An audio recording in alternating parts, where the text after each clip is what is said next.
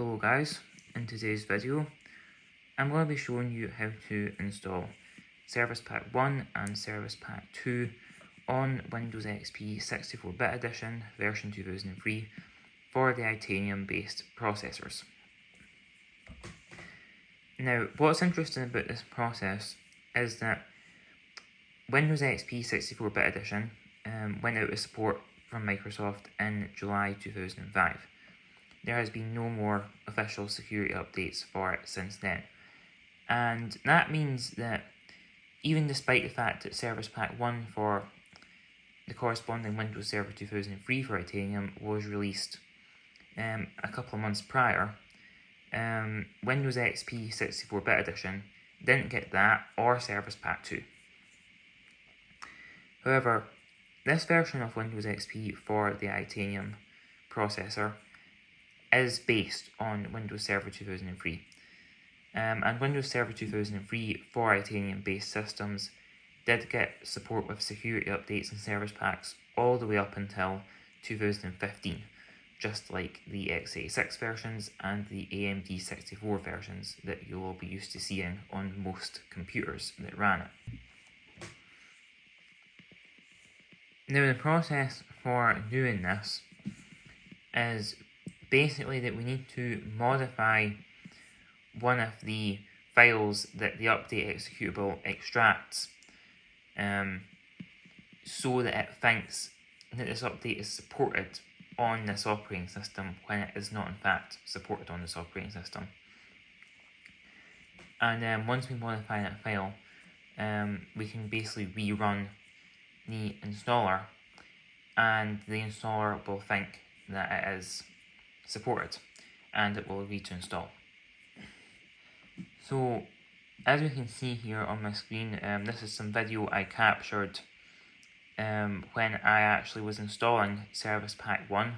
I wasn't sure it was going to work, so I wasn't doing any narration while I was doing this, but as we see, it is copying all the files here and it is installing just fine. And after we boot up as well here, we can see that it boots up alright and everything functions as you'd expect.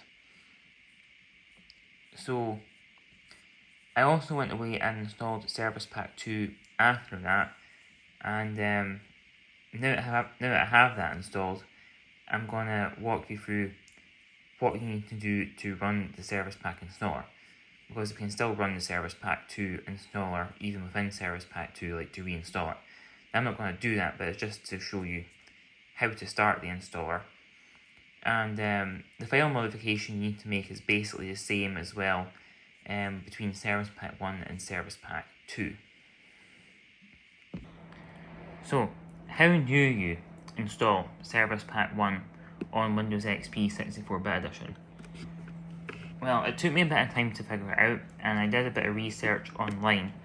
I actually found this article that discussed the process of installing the Internet Explorer 7 beta on Windows Server 2003, for which it was never intended. And it turns out the method is pretty much the same between doing something like that and doing this. So this has probably also worked to install other Windows updates for this sort of generation of Windows on a platform that they weren't exactly intended for, if you should ever want to do that for any reason. So what we need to do is make ourselves this little batch file.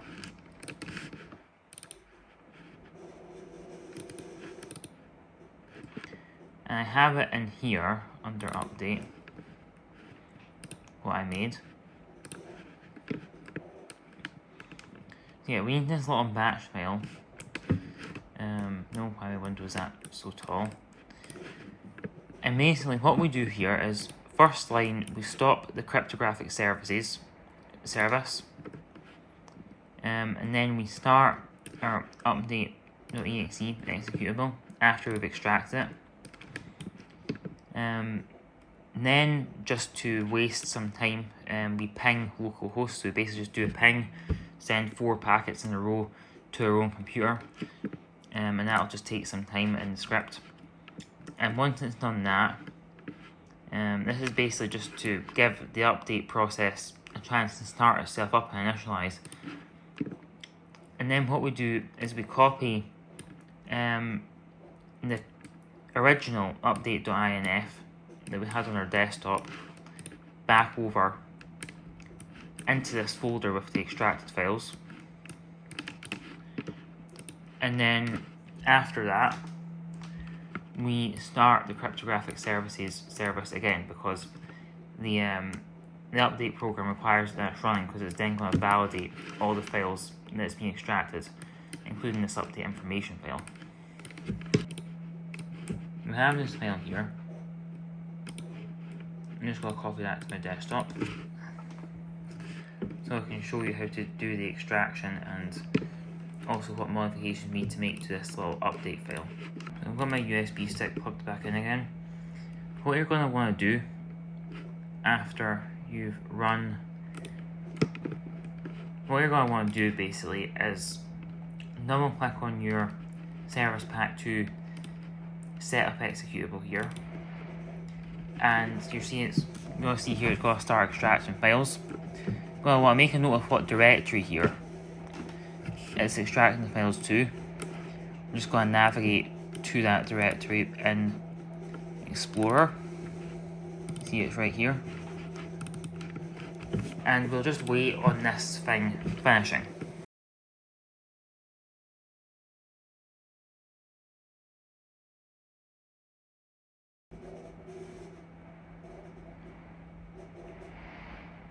Okay, so now that this is finished, we'll obviously get this error because Microsoft never wanted this update to be installed on the desktop 64-bit edition.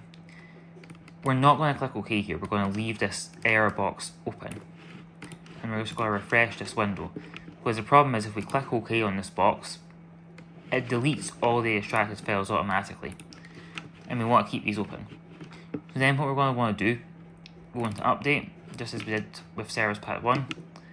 And we're going to have this update setup information file. I'm going to get rid of these ones from my desktop quickly.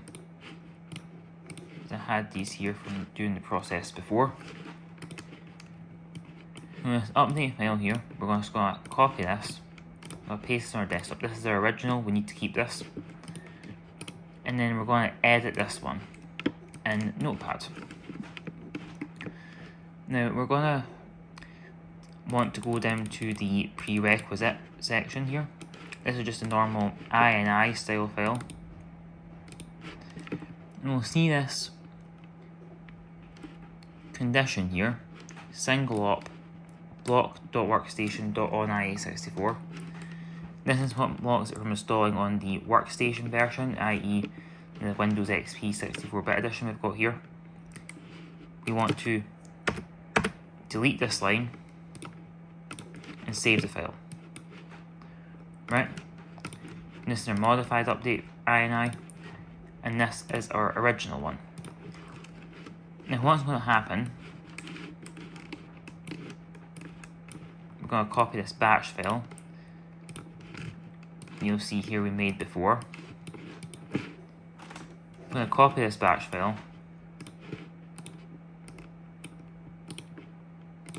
up into this folder as well. And this batch file is basically going to run so that in the update setup executable here, when it starts running, it basically bases its requirements check off of this modified file, and it thinks it's allowed to run.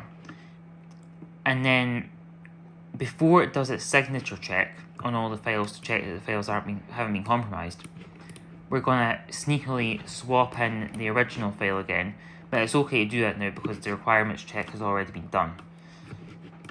So yeah, then basically just double click this file and we should just be able to be on our way with this pretty much.